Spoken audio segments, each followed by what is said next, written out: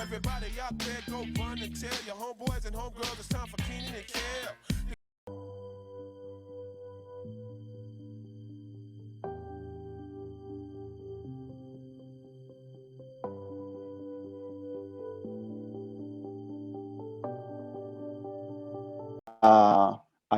A dividir este conversatorio en dos momentos. Primero vamos a interactuar un poco para entender esta dinámica de transformación que ha surgido en la universidad y luego a través del acompañamiento y del apoyo de unas imágenes vamos a hablar más de fondo. Entonces, como para dejar claro como las reglas del juego para esta intervención, sí solicitaría encarecidamente al equipo de base de la cátedra que vamos recogiendo entonces las inquietudes para que al final de la intervención hagamos como una recolección de todas esas inquietudes y dudas que vayan surgiendo a lo largo de este discurso que vamos a iniciar. Entonces, les voy a presentar pantalla para que entonces demos inicio a esta conversación. Sí se ve.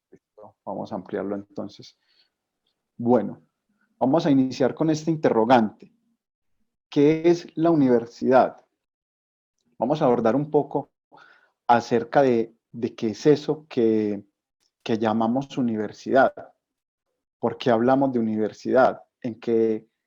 ¿Cuál es el lenguaje que se maneja en la universidad? Entonces, sí quisiera escuchar a 2 o 3 estudiantes que por favor encendieran sus cámaras y nos hablen un poco de qué entendemos a este interrogante de qué es la universidad. ¿Qué entendemos por universidad? ¿Quién se atreve a darnos alguna respuesta al respecto?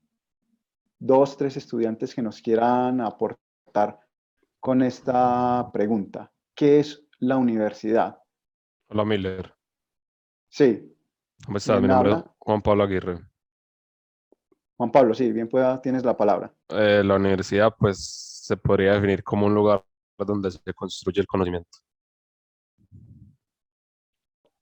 Muchas gracias. ¿Quién más desea compartirnos la respuesta?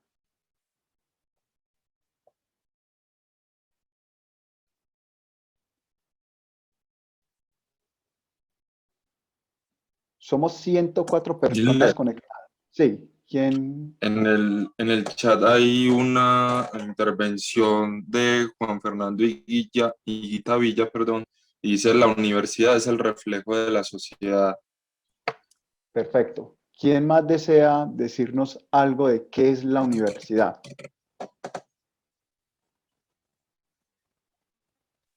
Hola, ¿se me escucha? Sí, ¿quién nos habla? Juan Pablo Vanegas.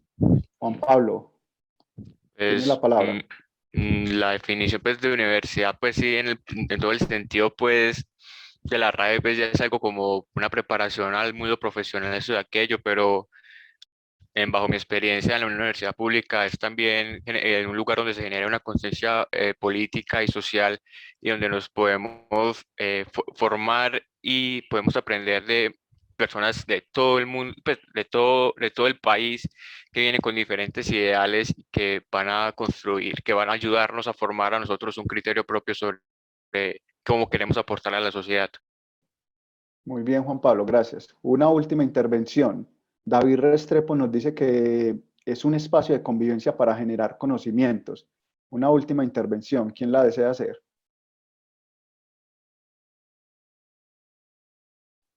Están muy tímidos.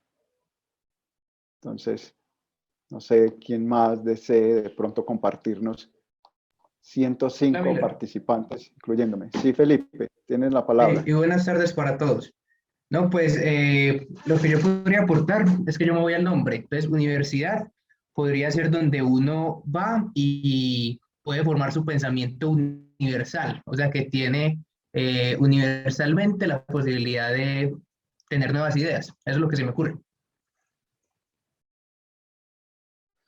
Muy bien. Entonces, y aquellos que quizás con su silencio también aportan, también hacen parte de universidad. Luz Amel indica que es una institución enfocada en promover el conocimiento y Benjamín dice que la universidad es una institución que busca el crecimiento pensativo y estructural de las personas y también indirectamente busca el desarrollo intrapersonal de cada miembro. Todas esas aseveraciones, afirmaciones que damos con respecto a qué es la universidad son bienvenidas. Todos en la universidad es bienvenido.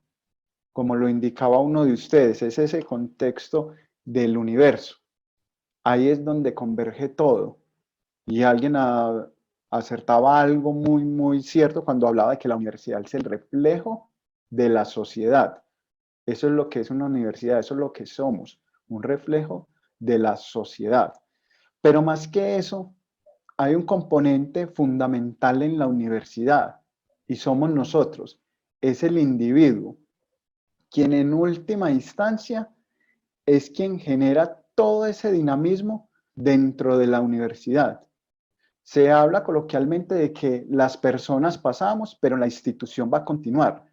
Pero hay un elemento que va anexado a ello, que va entrelazado, y es el componente de identidad. La semana pasada nos reuníamos un grupo de docentes de la Universidad Nacional y se hablaba de qué era la identidad, de qué era la identidad universitaria. Y entonces muchos iban dando sus ideas, la universidad es esto, la identidad es esto otro, lo podemos asociar con infinidad de matices. Entonces vemos que hay un prisma demasiado amplio frente a la denominación de universidad, pero ninguno de los interventores hablaba del sujeto, del individuo como universidad. Siempre se habla de universidad en el sentido de estructura, de ese escenario, de ese campo donde converge el conocimiento, pero nunca se habla del individuo. Entonces, la invitación en esta tarde es a pensar la universidad en nosotros como sujetos, a pensar una universidad para el individuo y conformada por individuos. Y a través de toda esta discusión, pensar un poco en ello, en ir apropiándonos de un elemento que es la identidad, que es la identidad. Si acá uno de los estudiantes presentes nos recita el himno de la universidad, yo creo que ya no tendría que volver más a la cátedra e incluso no tendría que volver más al semestre porque ya todas las asignaturas quedarían en 5. Si hay ese estudiante acá que levante la mano y nos recite el himno de la universidad, que realmente es nuestra identidad. ¿Por qué el himno de la universidad? Porque realmente ese himno a nosotros no nos identifica. Es un extracto, es una copia de un himno de las escuelas europeas, específicamente de la alemana, donde es un himno en latín, un himno donde aparece un lenguaje que realmente nosotros como pertenecientes, como en su momento lo fui como estudiante y ustedes ahora estudiantes activos, se sienten identificados con ese himno. Entonces ahí empezamos nosotros a ir a deshilar todo ese concepto de identidad y de que cómo nos vemos nosotros reflejados como universidad en la sociedad. Entonces ahí se empiezan a generar todas estas dudas y empezamos a construir y, ¿por qué no, a deconstruir otro elemento de universidad? Entonces ahí tenemos ese elemento para que lo tengamos siempre como en nuestra hoja de ruta, para que sepamos lo que decíamos ahora. Sabemos en dónde estamos, pero debemos saber hacia dónde vamos y conocernos en dónde estamos. Entonces, esa es como la invitación a que manejemos en este momento todo este lenguaje de qué es la universidad. Entonces vamos a entender un poco en dónde nace todo esto de universidad. Después de haber abordado este interrogante, vamos a empezar a conocer un poco ¿qué es la universidad? Entonces, la universidad es esa noción de libertad académica y otorgamiento de de grados académicos. Eso es lo que podríamos nosotros identificar como universidad. Ese concepto de universidad tiene sus orígenes a partir del siglo XII, siglo XIII, cuando en las escuelas originalmente europeas empezamos a hablar de ese elemento de universidad. Anteriormente tenemos un elemento de lo que es la Universidad de Constantinopla en el año 340. Luego vamos entonces a estar permeados por todos los acontecimientos dados en el siglo XII y en el siglo XIII, donde el concepto de la enseñanza estaba dado a partir de las escuelas e institutos. Muy importante ese lenguaje, escuelas e institutos, porque las enseñanzas eran impartidas a través de elementos que hoy día tenemos nosotros un ejemplo muy fehaciente y son las cátedras. Anteriormente, la enseñanza de la educación era a través de los catedráticos. Y hay un componente fundamental que es toda esta enseñanza a partir del elemento de las escuelas monásticas. Entonces ahí empieza todo este trasegar de lo que es la incursión de la educación superior en el mundo y hablar de ese elemento de universidad. ¿Cómo estamos nosotros como sociedad o como país inmersos en la definición de universidad? En el siglo XIX, después de los procesos independentistas, las guerras civiles y las disputas partidistas, se crea en el año de 1867 lo que es la Universidad Nacional de los Estados Unidos de Colombia, lo que vulgarmente nosotros llamamos la Universidad en Bogotá, o cariñosamente.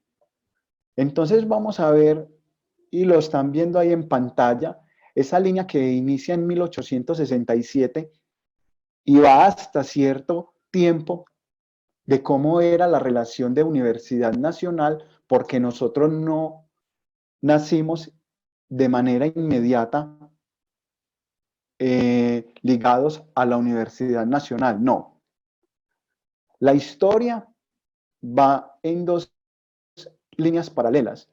Una en 1867, que es toda esa relación que existe de la Universidad Nacional de los Estados Unidos de Colombia, hoy día sede Bogotá, y lo que es la Universidad Nacional de Colombia, sede Medellín.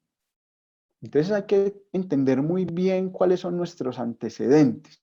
Entonces tenemos finales del siglo XIX, 1867, y también esos finales del siglo XIX vamos a tener la Escuela Nacional de Minas, que ahora más a fondo vamos a empezar a hablar un poco de ellas.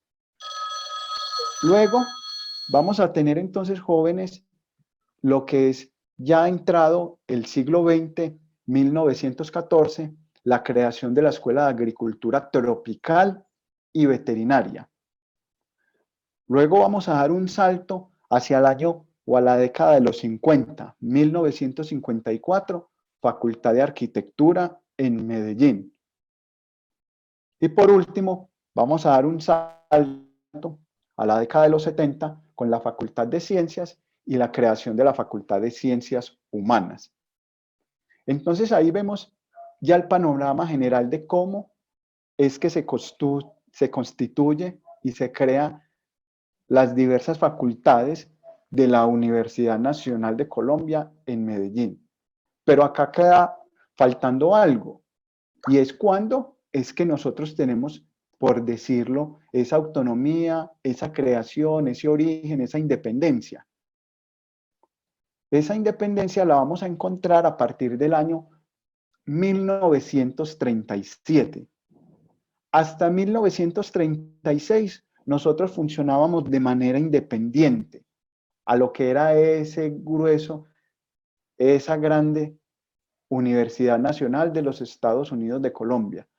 Solo hasta 1937 vamos a estar inmersos en la Universidad Nacional de Colombia en Medellín. Como su nombre lo ha indicado, a través de la historia en su momento se llamó Seccional Medellín, otros utilizan la denominación de Núcleo Medellín.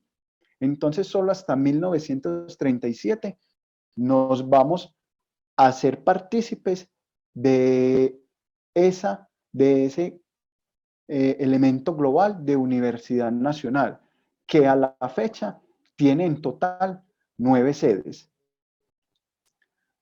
Acá en pantalla estamos viendo entonces, jóvenes, los primeros rectores, directores o decanos de las diferentes facultades.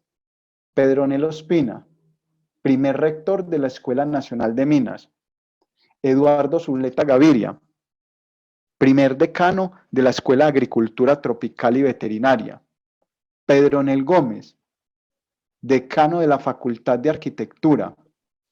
Michelle Hermelina Arbaux, primer decano de la Facultad de Ciencias.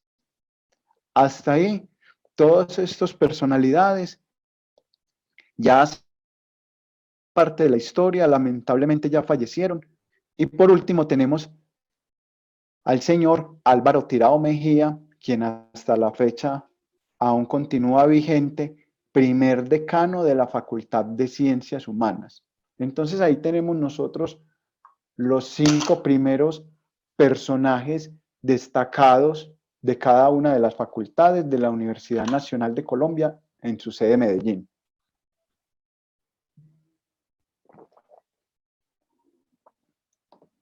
Continuando entonces con esta línea, acá tenemos nosotros en pantalla a don Guillermo, que como habíamos indicado, nosotros empezamos a tomar parte de nuestra identidad. A él en la universidad no lo conocen como Guillermo, todos lo llaman por su apodo, cariñosamente le dicen el Pispo. ¿Por qué quiero empezar con él? Porque es también darle ese reconocimiento a estos personajes invisibles que han hecho parte de la historia de la universidad. Este personaje que ustedes están viendo en pantalla lleva más de 40 años en la sede de Medellín. Se puede decir que ha sido uno de los promotores y por los ojos, por la mente de esta persona, ha pasado parte relevante de la historia de la sede de Medellín. Un señor que durante toda su estancia en la universidad se dedicó a lavar los carros de los docentes y del personal administrativo y también de aquellos estudiantes que se transportan en sus vehículos particulares. Entonces el Pispo, como se le conoce, tiene también su identidad con la universidad. Tuvo épocas en donde vivió dentro del campus universitario. Tuvo la posibilidad de estudiar carreras profesionales. Digo carreras profesionales porque hago la relación con el tiempo. Si estuvo más de 40 años en la universidad, ¿por qué nunca le llamó la atención de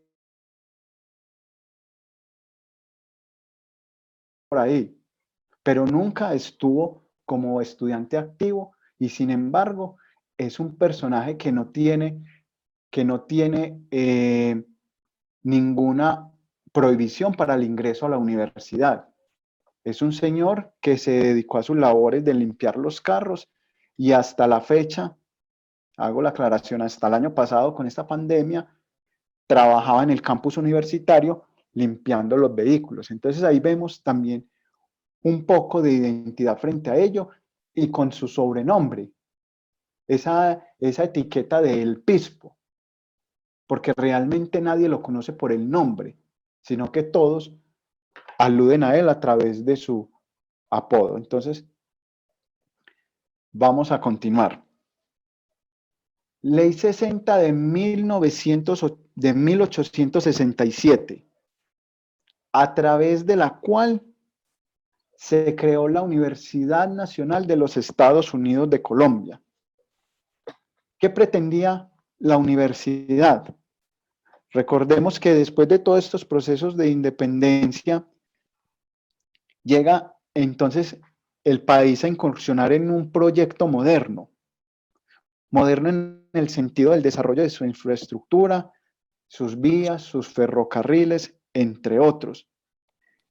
El estímulo a la economía y la comunicación, la expansión de las fronteras agrícolas y la transformación de la agricultura hizo la necesidad de la creación de una universidad de esta envergadura como lo es la Universidad Nacional. Pasó a ello, llegamos a lo que es la Escuela Nacional de Minas. En este momento están viendo una fotografía propiedad de la Biblioteca Pública Piloto, donde vemos nosotros hoy día, vamos a la realidad, esta avenida que ven acá que estoy señalando con el cursor es el Palo. Acá llegan todos los buses del Circular Conatra y giran acá. En esta esquina, toda esta zona, donde actualmente es hoy día la Escuela María Auxiliadora, fue el lugar donde se gestó o dio sus inicios la Escuela Nacional de Minas. Acá al fondo, la Catedral de San Antonio, el Parque de San Antonio. Por acá, si vamos a mover un poco la imagen, vamos a ver la Catedral Metropolitana. Entonces vemos esa ciudad, ese Medellín de finales del siglo XIX, donde se empieza la conformación de la educación. Según un censo de 1860, la economía antioqueña del siglo XIX empleaba un 64% de la población en la agricultura, un 2,5% dedicada al comercio, un 12% a los artesanos y fabricantes y un 10% a lo que era la minería, herencias, esta minería, herencia de los tiempos coloniales, pues como bien es sabido, era una región rica en minas de beta y aluvión. Dentro de ellas destacaban las élites antioqueñas que eran conscientes de esta tradición minera en toda la región. Entonces es cuando se propone fundar un espacio al estudio científico y técnico, que no solo fuera referente a la minería, sino a toda una serie de acontecimientos relacionados con lo que en su entonces se llamaban las ciencias útiles. Es lo que hoy día para nosotros serían las ingenierías.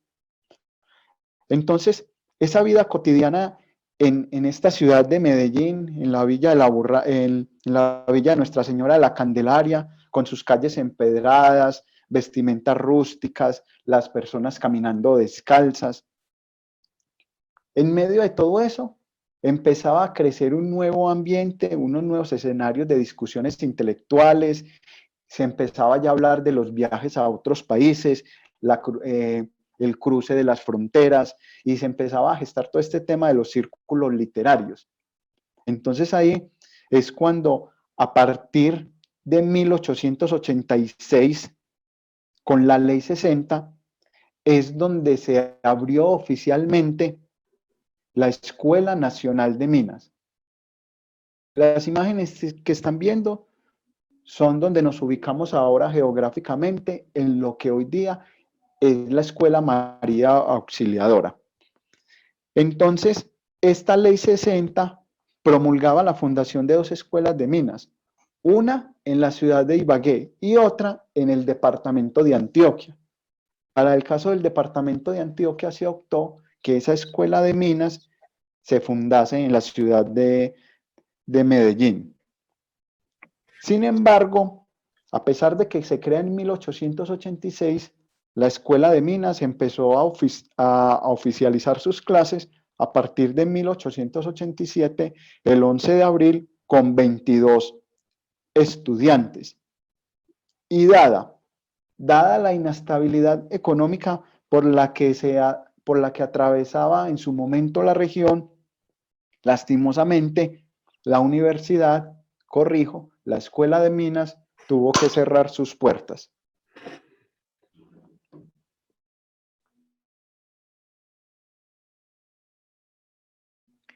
Entonces, la Nacional de Minas vuelve a abrir sus puertas a partir de 1892, donde perteneció a la Universidad Nacional de Colombia durante 7 años. Entonces, ustedes se deben de estar preguntando, pero él se está contradiciendo porque ahora nos dijo que era a partir de 1937 que la universidad empezó a hacer presencia en Medellín. Sí, oficialmente empezó a pertenecer a la sede de Medellín en 1937. Ahora vamos a entender el por qué. Entonces, en 1892, la Escuela Nacional de Minas perteneció a la Universidad Nacional de Colombia, corrijo, a la Universidad Nacional de los Estados Unidos de Colombia durante 7 años. Llega una de las guerras que cambiaría la historia de nuestra sociedad y fue la Guerra de los 1000 días. A partir de este momento, 1899, las escuelas, todas las escuelas de educación superior en el país, escuelas e institutos, cerraron sus puertas porque necesitaban que los estudiantes y los profesores tomaran las armas e hicieran parte de los diferentes frentes y milicias que en su entonces se desarrollaba en esta guerra de los 1000 días. Entonces, a partir de 1904, terminada esta guerra, la Escuela Nacional de Minas reabre nuevamente sus puertas y empieza a funcionar de manera independiente. Ya se desliga nuevamente de la Universidad Nacional de Colombia. Entonces, como vemos esa ruptura, no la tenemos en nuestro radar para decir que la universidad empezó ahí, no, porque dadas sus altibajos y sus connotaciones, la universidad se separó, en este caso la Escuela de Minas se separó de ese grueso llamado universidad, entonces empezó a funcionar de manera independiente y aún así, entrado el siglo XX, en 1904, la universidad no contó con muy buenos augurios económicos y pasó a ser parte, en 1906, de la Universidad de Antioquia. O sea que la Escuela Nacional de Minas había sido un gitano o un nómada que andaba de un lado para otro y pertenecía a varias instituciones de acuerdo a sus condiciones económicas. En su momento perteneció a la Universidad Nacional de los Estados Unidos de Colombia y en 1906 perteneció durante 5 años a la Universidad de Antioquia. Ya a partir de 1911 se vuelve a divorciar la Escuela Nacional de Minas y a partir de este año, 1911, es donde la escuela busca un mejor lugar acorde a esas necesidades para el campo minero. Entonces ahí es cuando ya se traslada de lo que era la Escuela Nacional de Minas, hoy día Colegio María Auxiliadora, al Campus Robledo, porque dadas sus connotaciones geográficas, tenían mejores condiciones para todo lo que tenía que ver con el campo de la minería. Entonces, con la creación de este nuevo campus universitario o escuela para la práctica y la puesta en marcha de la enseñanza, se da la creación de becas como incentivos por el interés al estudio de la ingeniería.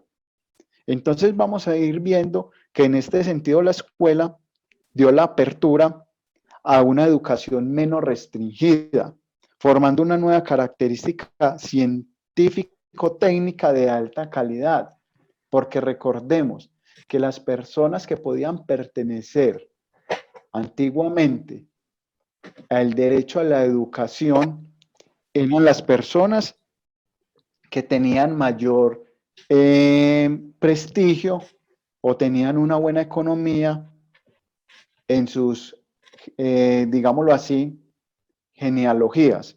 Entonces vemos ese tema. Sin embargo, eso no es muy diferente a lo que está ocurriendo hoy día. Hoy día los estudiantes que se pueden presentar a la Universidad Nacional son solamente aquellos estudiantes que tienen las pruebas ICFES del año 2014 a la fecha. Si un estudiante que presentó las pruebas ICFES en el 2008, en el 2009, ahora a finales del siglo XX, creo que es muy poco, en 1998, 1999, y quieran participar en la convocatoria para ingresar a la universidad, no lo van a poder hacer. ¿Por qué? Porque la universidad ya parametrizó que solamente, dadas las circunstancias de la pandemia, pueden participar aquellos aspirantes que tengan pruebas ICFES a partir del año 2014.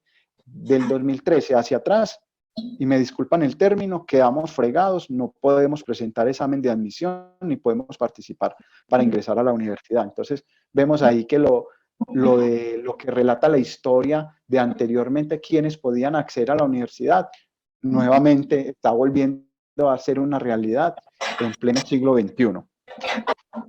Entonces, todo el conocimiento, jóvenes, de esta Escuela Nacional de Minas se ve reflejado y se ve adquirido a través de los diferentes desarrollos, como lo fueron el ferrocarril de Antioquia, el acueducto en tubería, el material de hierro en Medellín, en la construcción de caminos, el puente de Bolombolo, el ferrocarril de Occidente, para solamente mencionar unos cuantos elementos donde han participado todas estas personas que se han formado en la Escuela Nacional de Minas. Entonces, llegamos al año 1936, donde siendo presidente el señor Alfonso López Pumarejo, empieza algo denominado la Revolución en Marcha, y donde se empieza a hablar que la Universidad Nacional comienza una nueva construcción de lo que era ya un elemento universitario. Entonces vamos a ver cómo a través de este arquitecto, este constructor Leopoldo Rotter, entre 1937 y 1944, empieza todo este desarrollo y este nuevo elemento de ciudad universitaria para lo que es el campus o lo que es la sede Bogotá. Entonces, de alguna manera, todo ese arraigo, todo ese conocimiento, toda esa infraestructura se va a ver reflejada y se va a ver impactada en la región en el año 1937, donde el maestro Pedronel Gómez, que ahora lo veíamos, primer decano de la Facultad de Arquitectura, inicia los diseños y la construcción de la sede de la Universidad Nacional en Medellín en el campus El Volador. Ahora vamos a ver un poco de ello. Para ir terminando toda esta consolidación de la Escuela Nacional de Minas, a partir de 1939, ya la Escuela Nacional de Minas se incorpora definitivamente a la Universidad Nacional de Colombia. 1939, Escuela Nacional de Minas se incorpora definitivamente a la Universidad Nacional. Y a partir de 1940 es que se le conoce como Facultad de Minas. 1940 deja de llamarse Escuela Nacional de Minas y se empieza a llamar Facultad de Minas. Entonces ahí ya hemos como avanzado y hemos visto un tramo de la historia en lo que concierne a los antecedentes de la Escuela Nacional de Minas. La fotografía que están viendo en su momento corresponde a en otra hora era el centro penitenciario La Ladera. Esto queda en el sector entre Villahermosa, Sucre y Boston, La Ladera. Acá es donde vamos nosotros a iniciar con la historia de la Escuela de Agricultura Tropical y Veterinaria. No necesariamente nace en un centro carcelario. No. Simplemente tenemos la imagen a manera de ilustración para que nos ubiquemos un poco.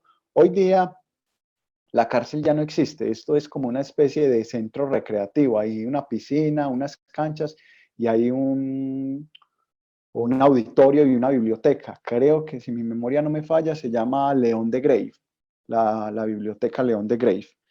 Bueno, entonces jóvenes, al final del siglo XIX, una de las mayores preocupaciones era el aumento de la productividad agrícola y como esta se utilizaban técnicas primitivas y poco eficientes.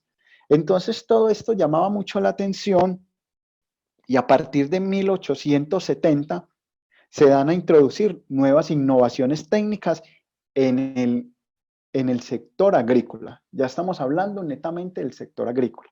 Ya dejamos de un lado toda esa parte de la minería y de la ingeniería. Ahora vamos a entrar al componente agrícola. Entonces, se empiezan a introducir todas esas innovaciones técnicas. El principal papel de producción era el café, cuya producción y comercio se fue acelerando de manera simultánea en relación y de la mano con la construcción del ferrocarril de Antioquia. Dado todo esto, en 1873 surge lo que es la Sociedad de Agricultores de Colombia, cuyo objetivo era realizar proyectos de desarrollo agrícola y fomento de la educación agrícola. Entonces, esta Sociedad de Agricultores necesitaba empezar a mostrar cuáles habían sido todos estos elementos de producción y es a través del cual se ingenian una idea de hacer una feria agropecuaria del país. Entonces, en 1880 se da esa primera feria agropecuaria en Colombia, cuyas preocupaciones, vuelvo reitero, estaban asociadas a lo que era la producción agrícola que se vivía en su momento. De toda esta primera feria agrícola del país se desencadenó algo muy importante y probablemente es muy tedioso uno escuchar fechas y todo este cuento y que probablemente algunos ya abandonaron la sesión o algunos ya están dormidos. Es muy importante conocerla para entender un poco todo esto. Entonces, a partir de esa feria esa feria agropecuaria que se dio en el país, vamos a tener lo que es en 1911 el primer Congreso Nacional de Agricultores. Primer Congreso Nacional de Agricultores.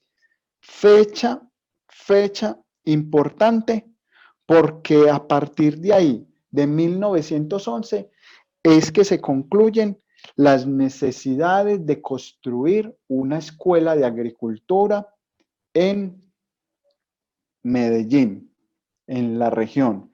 Entonces ahí es donde encontramos la primera sede de la Escuela de Agricultura Tropical y Veterinaria en los terrenos de lo que en su momento se llamó la finca La Ladera. El objetivo de jóvenes era incorporar nuevas técnicas en sus cultivos y en la cría de animales. Ese era el objetivo que tenía esa finquita en La Ladera, desarrollar todas estas nuevas técnicas y dar todo este tema de la cría de animales. Entonces, tuvo un impacto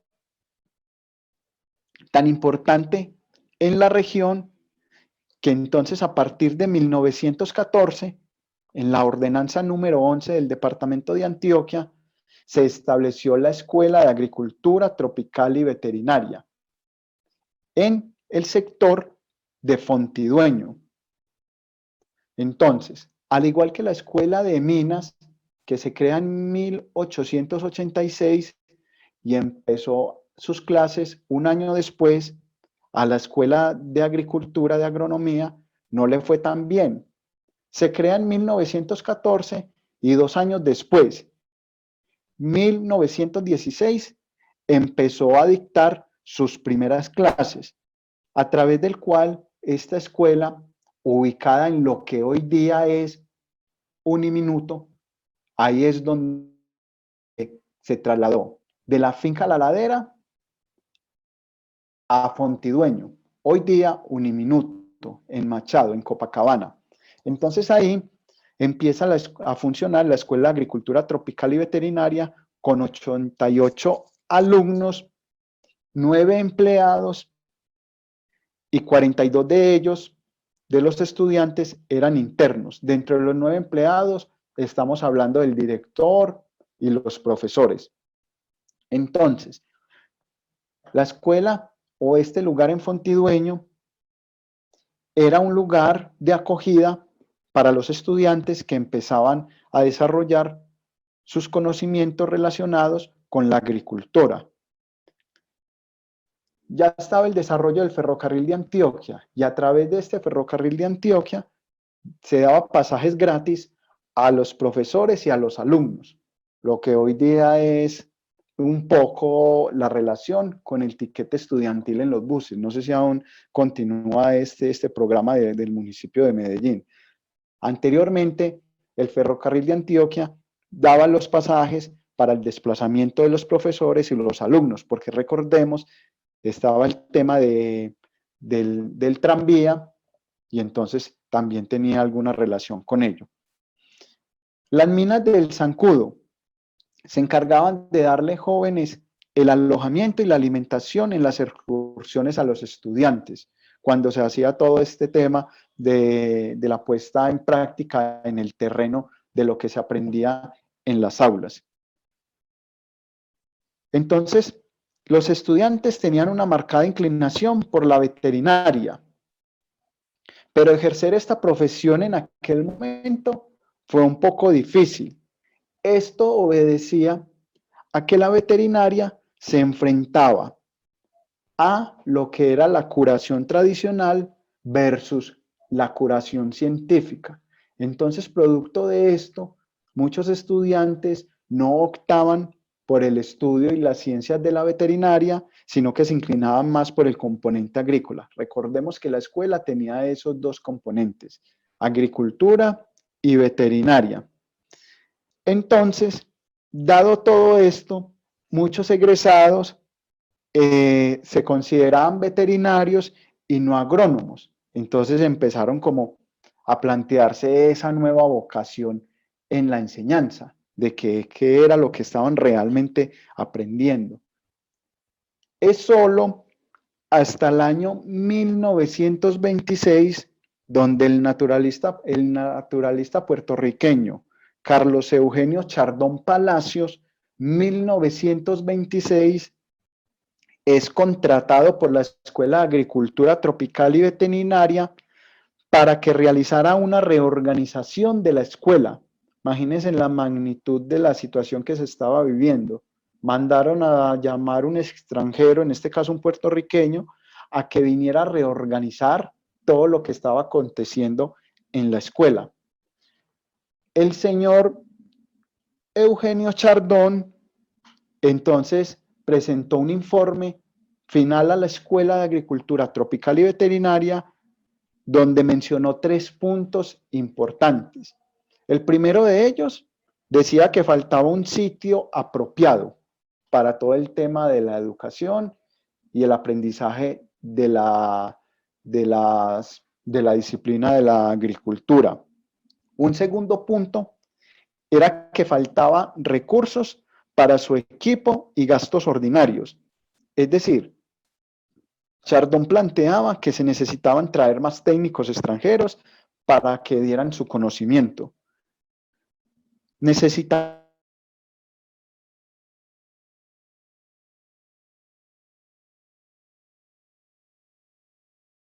como lo era el caso de la botánica, la patología vegetal y la entomología. También hablaba de que los muebles que tenían se encontraban en muy mal estado, es decir, las sillas, los pupitres, los tableros, toda esta infraestructura, todos estos muebles estaban en muy mal estado y necesitaban entonces quedar inmersos dentro de esa falta de recursos para su equipo y gastos ordinarios. Y un tercer y último momento fue la falta de orientación. Mucho cuidado, la falta de orientación. Eugenio Chardón decía que no se tenía un programa definido de trabajo, el cual respondiera a todas las necesidades agrícolas del departamento.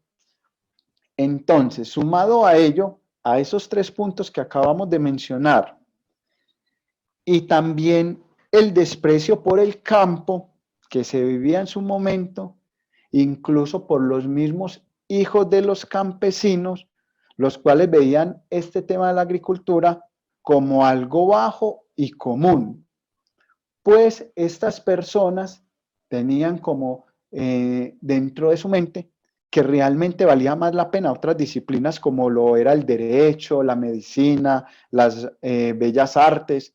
Todos estos elementos eran mejor recibidos que el mismo componente agrícola. De esta manera, entonces, Eugenio Chardón deja esos 3 puntos sobre la mesa para el desarrollo de la agricultura o para el desarrollo de la enseñanza de la agricultura en la región.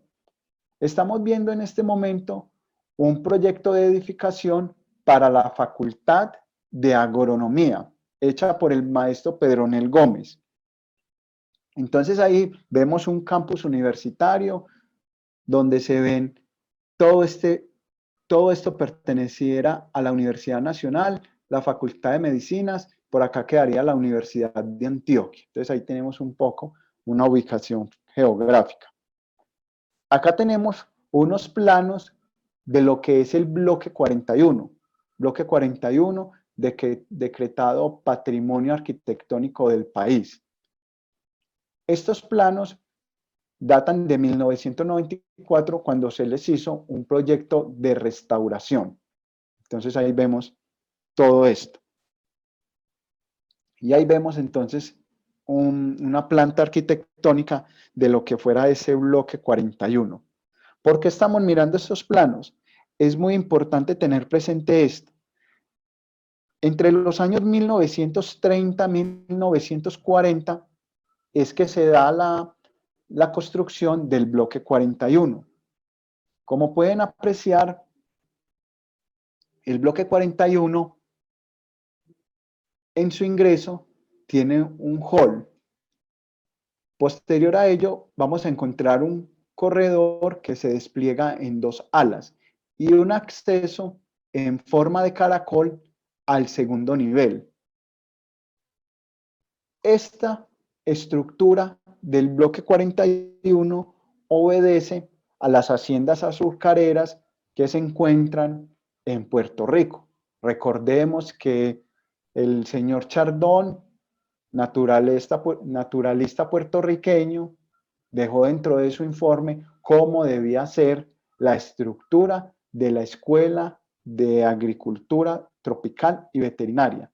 Entonces, en todo este lugar se destinaron los laboratorios, los dormitorios, los salones y la biblioteca y los lugares comunes para los estudiantes de la época.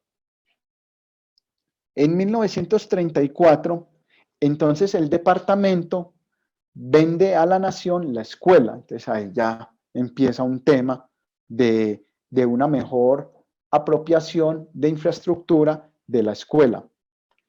Entonces se reorganiza la escuela y ya deja de llamarse Escuela de Agricultura Tropical y Veterinaria y pasa a llamarse en 1934 Instituto Agrícola Nacional. En 1937, el instituto ya pasaría a ser parte de la Universidad Nacional de Colombia. 1937, el instituto, al igual que la Escuela de Minas, fue absorbida y empezó a pertenecer a la Universidad Nacional de Colombia. Entonces, por eso cuando veíamos ahora el gráfico de las franjas rojas, donde mostrábamos como un corte en la línea de la historia, veíamos que a partir de 1937 realmente se empezó a evidenciar la presencia de la Universidad Nacional de Colombia, Recordemos que la Escuela de Minas fue en 1939. Entonces, para que entendamos un poco cómo ha sido toda esa transformación de lo que es la Universidad Nacional de Colombia, su sede en Medellín. La Escuela Nacional de Minas, aún siendo más antigua, se incorporó más lejos a la Universidad Nacional, mientras que la Escuela de Agricultura Tropical y Veterinaria, creada en 1914, se incorporó más rápido a la Universidad Nacional de Colombia. Entonces ahí, cuando a nosotros nos pregunten, ¿a partir de qué año es que existe la sede de Medellín en la región? Entonces nosotros vamos a responder 1937. Al igual que pasó con la Escuela de Minas, pasó con este Instituto Agrícola, cambió de nombre y en 1938 empezó a denominarse Facultad de Agronomía de Medellín. Hoy 19 de abril de 2021, llamada Facultad de Ciencias Agropecuarias, a no ser que la semana pasada le hayan cambiado ya el nombre y no nos hemos enterado todavía, pero hasta el momento se llama Facultad de Ciencias Agrícolas. Entonces ahí tenemos una imagen para los que todavía no han tenido la posibilidad de entrar al campus universitario. Vemos una imagen de la fachada del bloque 41, en lo que en su momento era un estanque piscícola, después pasó, primero fue estanque piscícola, después pasó a ser piscina y después se convirtió en un lago. Entonces, acá vemos un lago con unos lotos que son traídos directamente desde el Amazonas, porque es la única región en el país donde crece este tipo de vegetales. Entonces, fueron traídos y esas semillas fueron sembradas en ese estanque. Entonces, empieza como producción piscícola, luego pasa a ser una piscina para los estudiantes y luego pasó a ser un estanque para albergar ahí las plantas, y hoy día ya no existe ninguna de las tres porque realmente fue llenado y fue tapado porque se creó por último una fuente y la fuente empezó a tener problemas de filtración y estaba perjudicando a la universidad. Tenemos unas imágenes de lo que es el campus de la universidad, lo que es hoy día Unisalud, al fondo el Cerro El Volador, donde es la planta de alimentos o la planta de producción de leche. Anteriormente el campus universitario no era enmallado, no tenía cerramiento, era abierto. Entonces vamos a ir viendo un poco. Se vivía entre una vida rural y una vida urbana. Anteriormente acá en la sede de Medellín existían unas vacas donde tenían un orificio en el estómago, por acá tenían un orificio, entonces los estudiantes de zootecnia iban a los alrededores de la piscina donde tenían las vacas e introducían la mano en el estómago, en uno de los 4 estómagos de la vaca, y hacían sus diferentes estudios, y entonces las vaquitas todas era algo muy particular, que eran acá con un orificio en el estómago y metían los estudiantes la mano para sacar pues todas las cosas de los órganos internos o la comida sería que consumía estos animales, estas vacas. Entonces vemos toda esa connotación de esa vida urbana con una vida rural. Entonces esta es, digámoslo, el interior del bloque 41, lo que ahorita estábamos observando en los planos. Una de las habitaciones, que lo habíamos dicho, la universidad era residencia para los estudiantes internamente, una de las residencias de los estudiantes. Entonces ahí vemos imágenes de cómo era la vida cotidiana de los estudiantes en su momento en la universidad. No había necesidad de hacer prácticas de campo, todas las prácticas se daban al interior del campus universitario. Entonces ahí tenemos lo que es la enseñanza de la agricultura. Ahora hablamos un poco de estas palmeras, los campos que tenían habilitado para los estudiantes para sus estudios agropecuarios. Otra mirada desde otro ángulo a la Facultad Nacional de Agronomía. Esta es más antigua aún que la foto que veíamos anteriormente, esa imagen de las vacas con los estudiantes. Lo que hablábamos de las palmeras, estas palmeras anteriormente llegaban jóvenes hasta lo que es hoy día la plaza de mercado Manuel Villa Villa, más conocida como la plaza minorista. Entonces estas palmeras traspasaban y eran un corredor verde, un corredor natural que llegaba hasta la minorista, entonces partía desde ahí, desde el bloque 41 hasta ese sitio. Vemos aquí una imagen representativa y vemos las características de los vehículos que se usaban en el momento, los estudiantes que podían departir en el campo, estudiantes en un laboratorio, en el curso de entomología. Entomología, el profesor Francisco Luis Gallego, acá lo tenemos. Este es el profesor Francisco Luis Gallego, a quien tiene su nombre el laboratorio entomológico. Vemos los estudiantes, las posturas, su vestimenta. Recordemos quiénes eran los que tenían acceso a la educación anteriormente. Otra mirada al campus universitario, probablemente desde el Cerro El Volador. Ya vemos una universidad más desarrollada, una ciudad de Medellín ya más grande. Entonces nos vamos a detener ahí un poco. Creo que con esta imagen está bien para detenernos y continuar entonces nuestro relato de lo que ha sido esa historia y esa transformación de la universidad. Ya llegamos entonces a lo que es la década de 1940 y después de la Segunda Guerra Mundial se da toda una avalancha de misiones extranjeras, como lo fueron la Ford, la Kellogg's, la Rockefeller, la Universidad de Michigan, que quienes debían venir al país o quienes miraron con interés a la región, porque pasada la Segunda Guerra Mundial en Europa, escasearon los alimentos.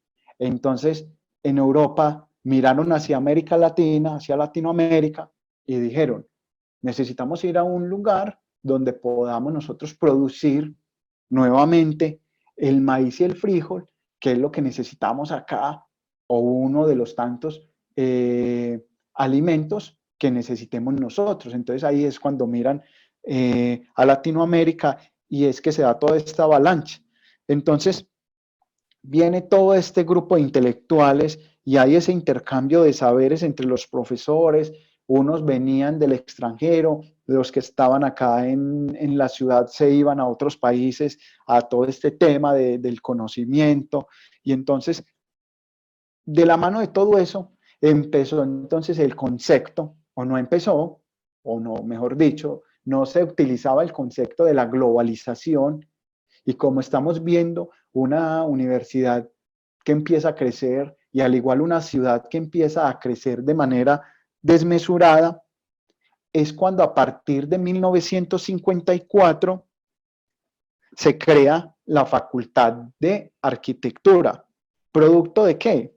De la necesidad que se estaba escribiendo en la modernidad. Entonces el tema del transporte público, como era el caso del tranvía, la distribución del gas y del agua en la ciudad, las estaciones ferroviarias, los edificios para el comercio, la expansión urbana, lo que es el plan de ordenamiento territorial, todo ese crecimiento desmesurado y desorganizado de Medellín hizo pensar que ya la modernización requería de algo. Entonces es a partir de 1954 que se crea entonces la Facultad de Arquitectura. ¿Con qué fin? Con el fin de que sea una universidad moderna, pero regulada por instituciones y convenios internacionales donde se pone en juego el concepto de la autonomía. ¿Cómo así? A partir de este entonces, de este momento, la universidad deja de ser ya para grupos privilegiados o a pertenecer a alguna élite social y se encamina hacia otros horizontes y se hace como un crecimiento en el sentido de que podían acceder ya todas las personas de la sociedad a la universidad. Llama mucho la atención un elemento y que puede ser lo que es el nacimiento del Frente Nacional, y con este nacimiento del Frente Nacional probablemente de ahí puedan surgir los antecedentes de los movimientos estudiantiles, y es en 1958 donde a través de este Frente Nacional, que era una institución, era una organización, como ustedes la deseen denominar, que criticaban al Estado al nivel de sociedad. Entonces se buscaba más igualdad, más equidad, mejores oportunidades. Entonces, con todo este desarrollo del Frente Nacional, se creó en 1961 lo que fue el Plan Acton, dado el Plan Acton por el señor Rudolf Acton, un asesor para la UNESCO, quien manifestaba que antes de importar maquinaria y tecnología, se debía de invertir en el desarrollo educativo. Entonces ahí es cuando se catapulta el elemento de que la universidad debe de crecer, y con todos estos componentes que surgieron en Chile con los movimientos estudiantiles y que se vieron permeados el resto de países en Latinoamérica, empezó todo este crecimiento de lo que es la Universidad Nacional. Entonces ahí estamos viendo lo que era en su momento la construcción del bloque 24, Facultad de Arquitectura, bloque 21, Facultad de Ciencias, bloque 46, Facultad de Ciencias Humanas.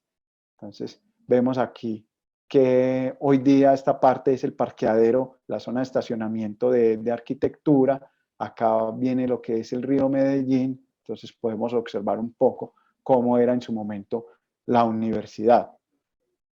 Bloque 46, hoy día acá hay unas islas de estudio, por acá hay unos contenedores.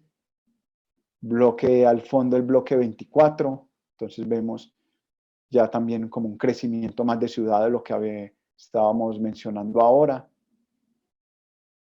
Construcción del bloque 21 al lado del bloque 24 de la Facultad de Arquitectura. Bloque 24, Facultad de Arquitectura.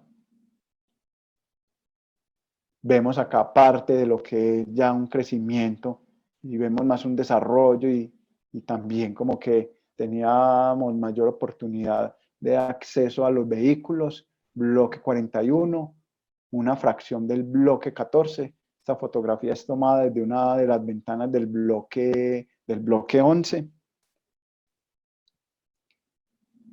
Recordemos que acá anteriormente estaban los muchachos jugando, departiendo, o en su momento los estudiantes y las vacas cruzaban por acá. Entonces acá estamos viendo 1994, cuando se inició lo que fue la construcción del Centro Cultural, que terminó por llamarse Biblioteca F. Gómez. Entonces ahí estamos viendo esa construcción. El interior de la biblioteca, cuando se estaba construyendo, primer y segundo nivel. Bloque 19, donde hoy día funciona el Laboratorio de Fuentes Históricas. Este mural, cuando uno cruza por acá por un corredor, lo puede ver. Entonces anteriormente era completamente solo, se podía transitar de manera más libre, no había tantos obstáculos para los desplazamientos. Bloque 25, al lado de lo que es o lo que era, esperemos que continúe siendo, el punto de frutas de Parmenio. Entonces ahí tenemos el bloque 25, perteneciente también a la Facultad de Arquitectura. Una mirada aérea al crecimiento de la universidad. Entonces aquí tenemos el bloque 41, aún todavía no se había construido la biblioteca. Acá era donde veíamos la imagen de los estudiantes en el dormitorio en las dos camas, hoy día Unisalud. Vemos acá el bloque 46, acá hoy día está el bloque 43, por acá está la piscina, la casa pues, de los chivos, se me escapa el nombre técnico de ello. Acá el bloque, esta era la cafetería central, lo que hoy día es el Ágora. El bloque 24, acá queda toda la zona de las canchas. El bloque 21, el corredor que conecta el bloque 21 con el bloque 14 y el bloque 11. Entonces acá tenemos uno de los ingresos a la universidad. Acá es donde queda el ingreso peatonal. Esto es lo que es el núcleo del río o mecánica, donde estacionan los autobuses. Bueno, acá está lo que es la vicerrectoría, lo que miramos ahora del mural y todo, que es despejado. Este es el rompoy. Por acá queda todo esto. Recordemos que todo esto perteneció en su momento a la universidad por asentamientos, como lo decíamos ahora, de manera desordenada y desmesurada. Los invasores tomaron propiedad de todo este terreno y ya la universidad los perdió, que esto es esta zona de la Iguaná, y hasta por acá, donde la universidad colindaba con el Cerro El Volador. Acá es donde queda Punto Cero. Entonces, bueno. Este es Punto Cero, la universidad queda en este lado. Acá es una estación de policía. Cruzando esta calle es el puente de Barranquilla, la Universidad de Antioquia. Esta es una de las últimas imágenes que teníamos de la fuente. Recordemos que le dije que había existido parte piscícola, después pasó a ser piscina, después de piscina se convirtió en el lago de Lotos y por último pasó a ser una fuente. Entonces, esto empezó a presentar problemas y entonces lo que hicieron fue que tumbaron estos muros y todo esto lo rellenaron y ya quedó plano. Ya de esto solo existe esta roca, que es una muestra de arte de uno de los estudiantes de arte de la universidad que hizo su trabajo de grado o hizo un trabajo con ello y ahí quedó para la historia de esta roca. Esta es antiguamente un ingreso por la portería de la Iguaná. Los estudiantes de la época de agricultora.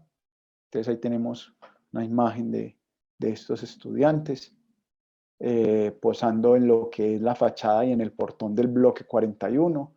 Una imagen como muy representativa y muy emblemática para muchos estudiantes, especialmente para los de agricultura, que se ven como muy identificados con ello. Y recordemos nuevamente el concepto de identidad, como la vemos ahí.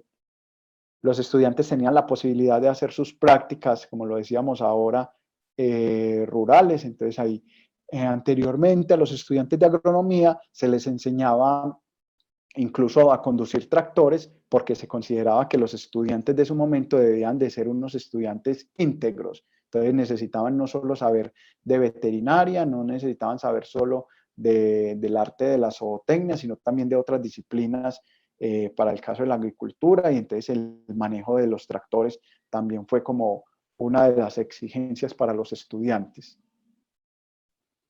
Esto es en el bloque 11.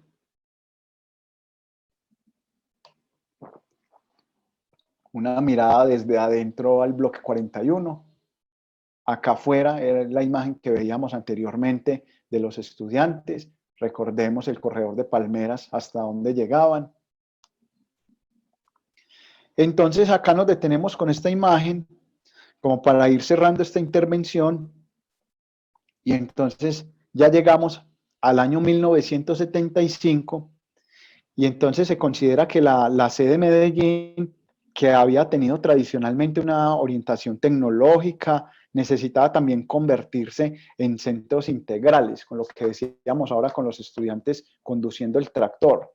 Entonces se definió de que la universidad necesitaba más de estos profesionales encargados de las áreas humanísticas, y entonces en 1975, por medio del Acuerdo 80 del Consejo Superior Universitario, se crearon la Facultad de Ciencias y la Facultad de Ciencias Humanas y Económicas. Entonces, a partir de ahora, ya se establece un proyecto intelectual, científico y social, cuyo objetivo primordial era la investigación, la de crear nuevos espacios de innovación, de creación y crítica para la construcción de país. Entonces, con ese elemento es que se crean estas dos últimas facultades en 1975, Facultad de Ciencias y Facultad de Ciencias Humanas, hoy denominada Facultad de Ciencias Humanas y Económicas. Entonces, como habíamos iniciado con esa imagen de ese personaje, el Pispo, hablando de que él es un elemento de identidad con la universidad, entonces vemos todo eso con el aporte que ustedes hacían al inicio de esta sesión, de que los estudiantes, corrijo, de que la universidad no solo sea una estructura, no sea solamente unas aulas, no sea solamente unos salones, unos corredores, está el componente humano. La universidad también es todo eso. En la universidad convergen todos esos conocimientos del saber, donde hay los diferentes puntos de vista. Esta es una imagen de una de las fiestas universitarias de la universidad. Entonces, podemos ver cómo se daban en su momento las fiestas universitarias, hasta el 2019, que fue la última celebración presencial de las fiestas universitarias. Se daban inscripciones por equipos, a cada uno de los equipos se les daba una camiseta de X color y participaban. Entonces era muy agradable ver en la universidad a todos los estudiantes con sus equipos y corriendo por toda la universidad con todo ese colorido de camisetas que se daban en su momento, participando de las fiestas universitarias. Esta imagen es en La Fuente.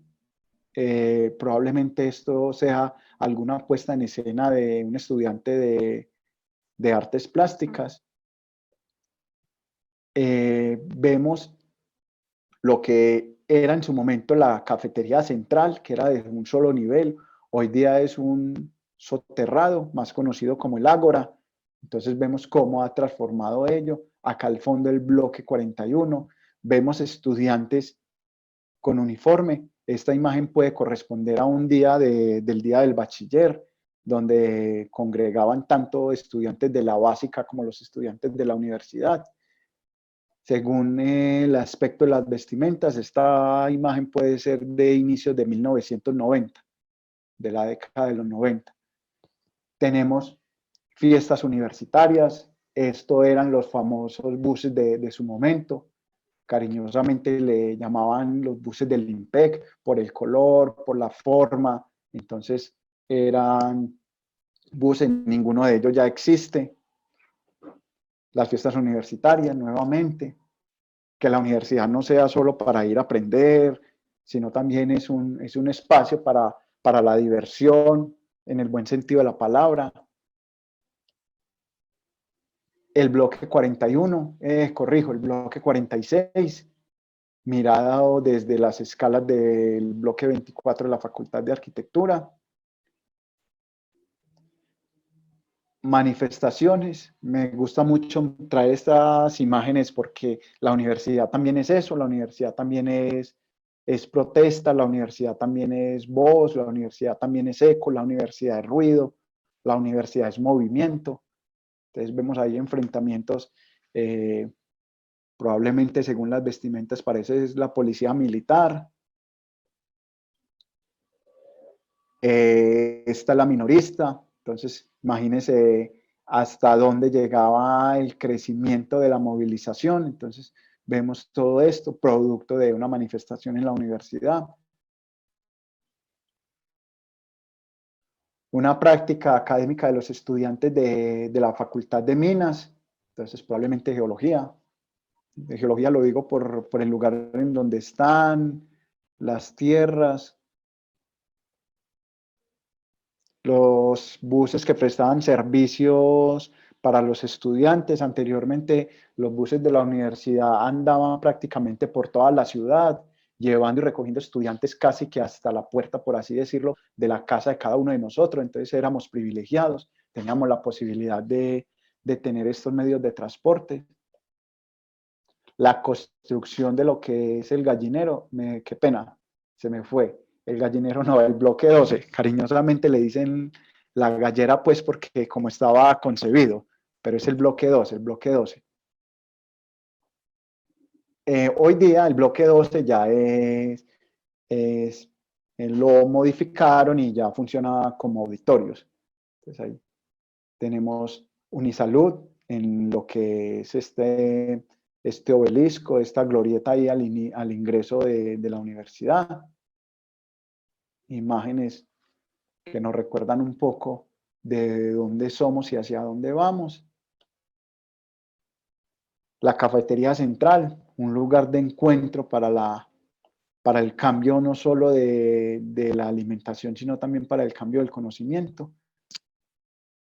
Y con esta imagen creo que ya termino mi intervención, con la imagen de la cafetería, una cafetería que era una estructura bien pensada, que para unos pues trae demasiados recuerdos y por eso siempre como que termino con ella por todo lo que significa la cafetería para una institución universitaria donde primero a uno le regalaban el almuerzo. Hoy día, dadas las condiciones económicas y todas estas transformaciones políticas, ya uno es quien paga por ello, entonces debemos nuevamente luchar y reivindicar como todo esto, y entonces no dejarlo solo plasmado en una imagen o sobre el papel, sino en hechos. Entonces creo que si ahí termino, dejo de presentar mi pantalla para que entonces abramos un espacio, si todavía el tiempo lo permite, para que respondamos algunas inquietudes que tengan hasta el momento. Entonces, Fabián, que está como moderando, creo, entonces le doy nuevamente la palabra y jóvenes, muchas gracias por su participación. Dale, Miller, a vos muchas gracias por todos esos datos, todas esas imágenes e historias pues que nos constituyen pues como identidad pues de la universidad, ¿cierto? También pues es necesario como reconocer que genera un poquitico de nostalgia ya un año después de toda esta situación y todo eso, como volver a ver fotos, así sean antiguas, y uno pues poder recrearse en esos espacios, ¿cierto? Y también pues como un acercamiento, así sea indirecto, a aquellas personas que como vos lo mencionabas y lo reconocías muy bien, aún no conocen la U. Aquí hay personas pues que tienen esa condición, entonces digamos que la sesión también cumple como esa función, ¿sí? A pesar de que no tengas esa ligazón con el espacio físico, porque eso también hace la universidad pública, ¿cierto? Es un espacio donde, como dijiste, no solamente va uno a estudiar, sino que también se generan dinámicas propias que tienen que ver mucho con el espacio, ¿cierto? Entonces, que por las condiciones en las que estamos, pues nos es imposible pues retomar, pero que no dejamos de rememorar y de añorar pues como con esa nostalgia que nos genera pues la estadía en la U. Muchas gracias a vos, Miller, por la ponencia, por todo el carisma pues que has presentado con esos daticos, por generar pues esta participación en los y las estudiantes. Y si alguno o alguna tiene alguna pregunta, pues este es el momento, sobre su facultad, sobre, no sé, a Miller se le puede preguntar de todo porque tiene bastantes datos que nos puede suministrar. Entonces, adelante, alguien que tenga alguna duda o que le quieran preguntar algo a mí.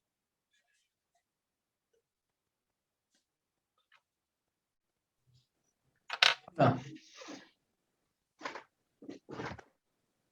sí, yo tengo una duda. Pues primero también John escribió algo en el chat que pues que no puede hablar por micrófono, entonces se los voy a leer primero. Dice, Gracias. con todos estos cambios administrativos y estructurales tan interesantes que nos has descrito, quería preguntarte cómo ha sido también el cambio del tipo de estudiantes que han ingresado, si son más activos políticamente o no, y a qué podría deberse esto. Gracias, Felipe. Sí, creo que para responderle el interrogante a John, muy buena intervención. Realmente cuando se habla de este componente y esta condición política, a veces se dice que uno no puede hablar de política, religión y fútbol porque nunca termina de hacer sus intervenciones, pero en estos escenarios los podemos hacer y todo esto es bienvenido. Efectivamente, sí, sí podemos como identificar un grado del cambio en la política. En ese pensamiento político podemos nosotros decir que el estudiante sufre de un componente de juventud y dentro de su de juventud de amnesia. Amnesia en el sentido de que no conocemos muy a fondo nuestra historia. Entonces eso hace que ese pensamiento político no sea tan activo, porque el interés del estudiante hoy día, y lo mencionaba ahora, que llama mucho la atención cómo estas nuevas convocatorias que están abiertas para el segundo semestre del 2021 solamente puedan participar estudiantes que tienen un ICFES presentado en el año 2014. Ustedes saben que unas pruebas del ICFES 2014, a comparación de otras pruebas ICFES presentadas en las décadas de los 90, son realmente diferentes. Entonces tienen variables completamente diferentes a lo que es hoy. Entonces ahí podemos nosotros tener un componente de cuáles, sin querer esto, satanizar ni decir que los que están acá no hayan logrado ese puesto por reconocimiento propio y por sus buenas condiciones. No, no. Es buscar como un poco dentro de estos estudiantes que están llegando tan jóvenes, porque es que realmente son estudiantes muy jóvenes que lo único que desean es estar en la universidad, cumplir con su ciclo académico y ser entre más jóvenes, más profesionales, en el sentido de obtener mi título profesional a los 20, 21 años para continuar mis estudios de posgrado. Y entonces la misma sociedad nos está obligando a eso. Salen de manera muy jocosa muchas cosas donde dicen que para uno conseguir trabajo hoy día debe de tener 25 años, manejar 5 idiomas y tener 10 años de experiencia laboral. Entonces eso hace que los estudiantes estén enfocados en otras cosas y las dinámicas realmente que hay dentro de la universidad los obliguen a eso, a estar en sus clases, tomar sus cursos, presentar sus parciales, ganarlo todo por las notas más altas para poder sobresalir y tener buenos puntajes. Entonces eso hace que no pensemos en otra cosa. Mientras que anteriormente las personas, como veíamos en muchas imágenes, los estudiantes, por ejemplo, la Escuela de Minas, cuando inicia con sus estudiantes, llama mucho la atención que el estudiante duraba 5 años en su formación académica y después de que terminaba los 5 años, su ciclo académico se demoraba otros 5 años más para obtener su título profesional. Estamos hablando de 10 años, anclados a una universidad, a una institución. Hoy día no, hoy día hay estudiantes que en 4 años, todavía no conozco el primer caso de un estudiante que haya salido en 3 años, pero sí conozco estudiantes que han obtenido su título profesional en tan solo 4 años. Entonces ahí vemos como que esas dinámicas hacen que uno no esté como pensando en hacer parte de un movimiento, en que mi cerebro esté trabajando en pro de otros conocimientos, solamente me dedico es puramente a lo que veo en mi pensum académico, en mi carrera. Entonces, probablemente eso ha llegado a que los estudiantes que están llegando tan jóvenes a la universidad no tengan en su radar este tipo de comportamientos políticos. No les interesa una movilización, no les interesa marchar, no les interesa parar, porque ellos lo único que quieren hoy día es poder tener su título profesional y salir a ejercer entre más rápido, mejor, porque las mismas condiciones políticas generales, sociales, culturales de nuestra sociedad han llevado a ello.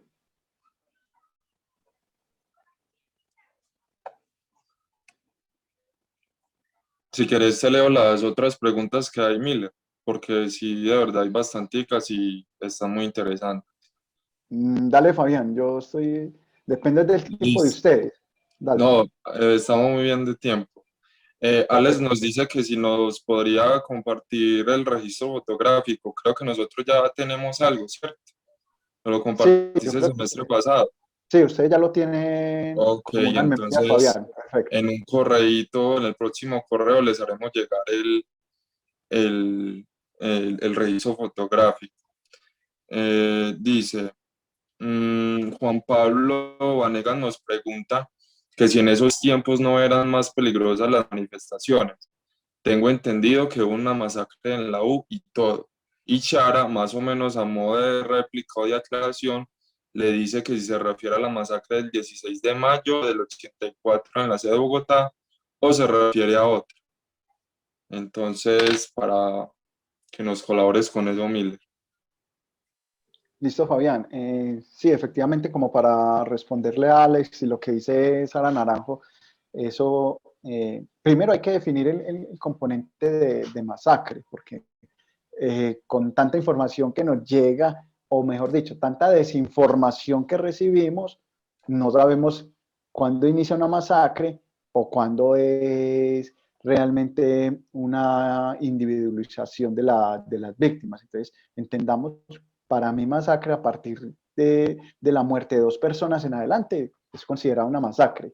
El tema en la universidad es muy, llama mucho la atención. Efectivamente, anteriormente las manifestaciones eran más peligrosas y tenían otras connotaciones que las que hay hoy día, porque hoy día de pronto hay jóvenes que manipulan los artefactos de otra manera y esto ha llevado y ha ocasionado este tipo como de incidentes dentro de la misma universidad.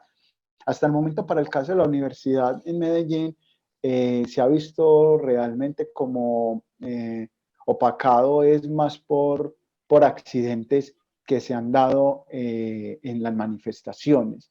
Afortunadamente, ninguno de ellos ha cobrado vida alguna, pero sí han sido como accidentes realmente, como lo fue una vez un compañero que se inmoló en donde es el bloque 25, producto de que las papas se les calentaron porque era un día un poco caluroso, entonces hubo ese incidente. El otro incidente que no fue en la universidad propiamente, pero que también nos atañe, fue lo de las 2 compañeras en la Universidad de Antioquia. Eh, Hola, y Magali. Correcto, gracias Fabián. Paola y Magali, entonces son pues como los incidentes que han ocurrido y de resto no ha habido como lugar alguno. Muertes propiamente dichas en la universidad eh, han sido la de un sindicalista que muere pero fuera de la ciudad, Luis el señor Fernando, Gilberto. Wolf Sí, pero hay uno, y no recuerdo el Gilberto. nombre, Gilberto, donde Gilberto, está pintado el mural en el bloque 42. Él, eh, está también el de un funcionario en el bloque de arquitectura, que también pues fallece de manera violenta y no recuerdo más hasta el momento, hasta donde recuerdo algunos otros incidentes, pero que tengan que ver con manifestaciones, han sido como más temas de accidentes. Muertes propiamente han sido más como a estos líderes sindicales. listo, Miller, muchas gracias, hombre. Si tienen más preguntas, pues las pueden ir poniendo en el chat. Yo particularmente tengo una, y es que ya que estamos tocando todo este tema de la inclusión de la universidad como construcción de conocimiento y como, digámoslo así, un reflejo de la sociedad, como lo mencionaban al principio, me gustaría como preguntarte qué opinión te merece la, la reforma tributaria y cuál sería el papel de nosotros como universitarios y universitarias en la implementación de estas medidas, ¿cierto? Teniendo en cuenta también este contexto en el que estamos. Sí, Fabián, antes de responder tu pregunta, Felipe Ah, sí, dale, qué pena, intervino, Felipe. intervino ahora leyendo la pregunta de John y ya Felipe pues nos pregunta. Sí, se me pasó por alto, Felipe, pido excusas por eso, se me pasó por alto hablar un poco de esto de la numeración de los bloques. Bueno, hay un elemento que nosotros no podemos obviar y es que nosotros como Universidad Nacional, primero tenemos algo que se llama autonomía. La Universidad Nacional de Colombia tiene ese elemento, es autónoma para la toma de algunas decisiones. Entonces nosotros vemos algunos organismos que actúan más como unos entes de control o como observadores, porque la Universidad Nacional goza de una autonomía. ¿Qué quiero plantear con esto? Entonces todas las directrices, todos los lineamientos son emitidos de lo que es la parte central de la universidad, por no utilizar el lenguaje centralismo, sino que hay un componente administrativo que es denominado el nivel nacional y a través de este es que se emiten todos los lineamientos que se dan en materia de apropiación de la universidad en todo el sentido de la palabra y producto de eso es que una de sus oficinas se encarga de lo que es la nomenclatura para los bloques que existen en la universidad. ¿Por qué en Medellín existe el bloque 46, el bloque 43, el bloque 25, el 16, el 19? ¿Por qué todos esos bloques son saltados? Porque como toda esa nomenclatura es dada desde el nivel nacional, entonces lo que hacen es que van repartiendo. Recordemos que actualmente la universidad tiene 9 sedes. Entonces, cuando nosotros vamos a indagar por el bloque, voy a decir cualquier número, por el bloque número 8, el bloque número 8 le corresponde a la sede Palmira. Vamos a hablar del bloque 64, le corresponde a la sede Bogotá. ¿En dónde queda el bloque 29? Le corresponde a la sede de Manizales. Entonces la universidad con los bloques es repartido. Entonces por eso es que en Medellín nosotros tenemos como ese salto entre los bloques y no existe como un orden lógico entre la numeración. Pasamos de un bloque 41 y nos saltamos por allá, voy a decir cualquier cosa, a un bloque 46. ¿Y qué pasó con el 42 al 45? Resulta que esos números, esa nomenclatura, le corresponden a otras sedes. Entonces, a eso es que obedece que nosotros tengamos como todos esos picos en la nomenclatura de los bloques. Retomando entonces lo que plantea Fabián con respecto a cómo va a impactar el tema de la educación en la reforma, yo digo que va a ser de una manera muy directa. ¿Y cómo debemos nosotros entonces luchar ante ello? Primero es analizar muy bien todo lo que en ello está como con ahí ya estipulado lo que dice la norma, lo que dice esta reforma, que hasta el momento pues no se ha aprobado, pero por ahí va caminando, va a afectar de manera o va a impactar, realmente esto va a torpedear lo que es la educación. ¿En qué sentido? En que se va a ver que la educación va a empezar, y como siempre ha sido, a reducir sus gastos, a reducir sus gastos.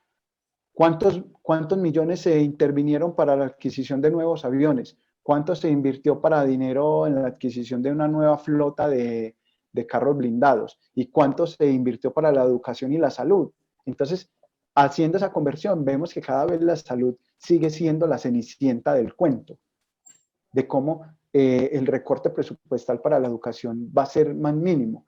Y efectivamente, cuando nuestros hijos, que en muchas ocasiones los padres son los que apoyan la educación con el pago de las matrículas a estos estudiantes, se va a ver afectado, porque esto es una especie de efecto dominó. Tomemos el caso concreto de la gasolina. Al aumentar la gasolina, va a aumentar el servicio público. ¿En qué nos estamos nosotros transportando? En servicio público. Ya va a tocar empezar a ir a las bicicletas, pero los que vivimos en las zonas periféricas de la ciudad, ¿qué va a pasar? No vamos a alcanzar a llegar en una bicicleta a tiempo a una clase mientras nos desplazamos por estas lomas de la ciudad, porque como bien conocido, Medellín está construida en una especie de batea. Entonces, eso va a impactar de manera directa a todo el crecimiento y a todo el desarrollo de lo que tiene que ver en carácter educativo. Ya los estudiantes van a ver como con más recelo el tema de si será pertinente entrar a pagar un semestre que me vale X millones o X cantidad de pesos, a sabiendas que mi papá, que es quien me patrocina, o mi mamá es quien me patrocina, ya va a empezar a tener que sacar un dinero con el cual no contábamos. Entonces eso hablándolo solamente en un momento desde el ámbito económico, desde el punto de vista monetario, pero realmente va a haber una afectación que como lo manifiesto, ese efecto dominó después va a saltar a la educación. El tema de la virtualidad. Ya los estudiantes, el pago a los docentes catedráticos, ¿de dónde sale todo este dinero? Sale del pago de las matrículas de los estudiantes de posgrado. Y si vamos y hacemos la conversión, ¿cuántos estudiantes de maestría se están matriculando hoy día en la universidad? Vamos a ver que ha reducido. Entonces la universidad tiene que pensar como nuevamente en ello. Entonces es delicada la situación frente a ello, Fabián. Bueno, Miller, muchas gracias pues por tus reflexiones, por tu tiempo, por volver pues a participar pues en este espacio de construcción colectiva con todos estos datos que nos das. Y nada, pues esperamos tenerte nuevamente pues acá. Si no hay más preguntas o si las hay, pues abran el micrófono, levanten la mano o en el chat, o si no, pues para irnos a un receso pequeño. Bueno, listo, al parecer no hay más preguntas. Entonces, nuevamente, Miller, te agradecemos un montón que hayas estado acá y bienvenido pues para otras ocasiones. Bueno, Fabián, no, muchas gracias a usted nuevamente por la invitación a estos espacios, a que nos escuchemos, a que también aprendamos también entre todos podamos construir esto que llamamos universidad, porque esto es un colectivo, y agradecer pues esta invitación y la participación de todos los estudiantes que están en esta cátedra que ustedes a bien han venido como liderando durante varios años y continuar con este proyecto. Muchas gracias y que tengan entonces un feliz resto de clase. Que estén muy bien. Dale, Miller, muchas gracias, hasta luego. Bueno, hasta luego.